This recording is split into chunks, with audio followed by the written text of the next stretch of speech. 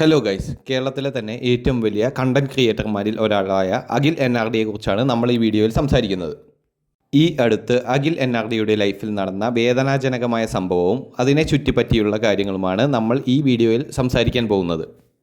Akhil NRD വർഷങ്ങളോളം ഇഷ്ടപ്പെട്ട് സ്നേഹിച്ച് കല്യാണം കഴിച്ച അദ്ദേഹത്തിൻ്റെ ഭാര്യയായ മേഘ ഒരു ബസ് ഡ്രൈവറുടെ കൂടെ ഒളിച്ചോടിപ്പോയിരുന്നു.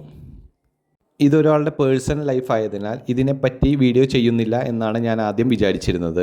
എന്നാൽ അദ്ദേഹത്തിൻ്റെ തന്നെ സുഹൃത്തായ സീക്രട്ട് ഏജൻറ്റ് ഈ ഒരു അവസരം മുതലെടുത്ത് അദ്ദേഹം വീഡിയോ ചെയ്യുകയും ലക്ഷങ്ങൾ ഉണ്ടാക്കുകയും ചെയ്തു. അതിനാൽ അതിനെപ്പറ്റിയാണ് എൻ്റെ video. Akhil NRD versus secret agent ഇപ്പോൾ സോഷ്യൽ മീഡിയയിൽ വലിയ ചർച്ചയായി മാറിയിരിക്കുന്ന വിഷയമാണ്.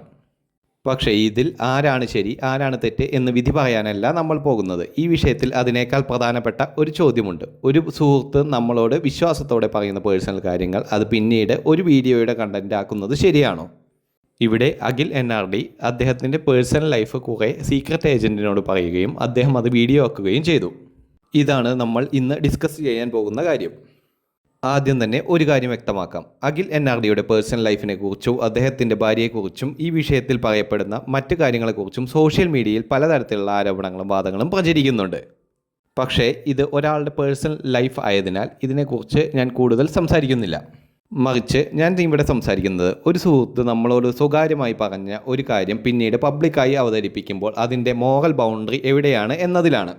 നമ്മൾ പലപ്പോഴും സുഹൃത്തുക്കളോട് പറയുന്ന കാര്യങ്ങൾ മറ്റാരോടും പറയാറില്ല. ഫാമിലി പ്രോബ്ലംസ് ആയിരിക്കാം, റിലേഷൻഷിപ്പ് പ്രോബ്ലംസ് ആയിരിക്കാം, പേഴ്സണൽ സ്ട്രഗിൾസ് ആയിരിക്കാം, ഫിനാൻഷ്യൽ പ്രോബ്ലംസ് ആയിരിക്കാം, അല്ലെങ്കിൽ ജീവിതത്തിൽ സംഭവിച്ച വളരെ സെൻസിറ്റീവായ കാര്യങ്ങളായിരിക്കാം. ഒരു സുഹൃത്തിനോട് പറയുമ്പോൾ നമ്മൾ പ്രതീക്ഷിക്കുന്നത് എന്താണ്? ഇത് ഞാൻ നിന്നോട് പറയുകയാണ്, കാരണം ഇതിൽ ഞാൻ നിന്നെ ട്രസ്റ്റ് ചെയ്യുന്നു. അവിടെ ഫ്രണ്ട്ഷിപ്പ് എന്നത് ഒരു റിലേഷൻഷിപ്പ് മാത്രമല്ല, അതൊരു ട്രസ്റ്റ് കൂടിയാണ്. അപ്പോൾ ആ ട്രസ്റ്റ് ഉപയോഗിച്ച് പറഞ്ഞ ഒരു പേഴ്സണൽ ഇൻഫർമേഷൻ പിന്നീട് ഒരു വീഡിയോയുടെ കണ്ടൻറ്റായി മാറിയാൽ അത് കണ്ടൻറ്റ് ക്രിയേഷൻ മാത്രമാണോ അതോ ട്രസ്റ്റ് ബ്രേക്ക് ചെയ്യുന്നതാണോ? ഇതാണ് ഏറ്റവും വലിയ ചോദ്യം. ഇതിൽ ഏറ്റവും പ്രധാനപ്പെട്ട കാര്യം കൺസെൻ്റ് ഉണ്ടോ എന്നതാണ്. അയാൾക്ക് അത് പബ്ലിക്കിൽ ആക്കണമെന്ന് അറിയാമായിരുന്നു എന്നാണെങ്കിൽ അദ്ദേഹം ചെയ്തതിൽ തെറ്റില്ല, അല്ലെങ്കിൽ അത് വലിയ തെറ്റായിട്ടാണ് എനിക്ക് തോന്നുന്നത്.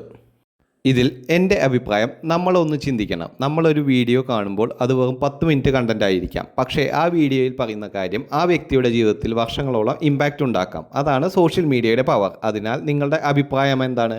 ഒരു സുഹൃത്ത് നമ്മളോട് വിശ്വാസത്തോടെ പറഞ്ഞ കാര്യങ്ങൾ, പേഴ്സണലായിട്ടുള്ള കാര്യങ്ങൾ അവൻ പെർമിഷൻ കൂടാതെ പബ്ലിക്കായി വീഡിയോ ചെയ്യുന്നത് ശരിയാണോ?